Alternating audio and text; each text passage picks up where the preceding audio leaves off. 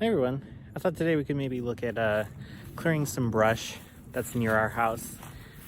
The previous owners didn't maintain it for several years, so it's definitely become a bit of an impenetrable wall of jungle. So you can see it's a lot of scrubby brush, all the way up to the street by the beginning of our driveway, coming all the way back around until you can kind of see there's a clearing, a path through the woods over there. Hopefully I can make some pretty good headway. There's things like a large fallen pine and you can see the trunk in the background there. Probably won't get to that today. Mostly I just want to clear out the edge here where it gets more sunlight and has kind of become impenetrable. You can't even get into the woods here. And someday I'd like this to become more of a garden, and maybe I'll make a pond because one of our kind of ephemeral creeks runs through here, and I could just siphon off of it a little to fill a pond. Just decorative, considering it'll be mostly full shade.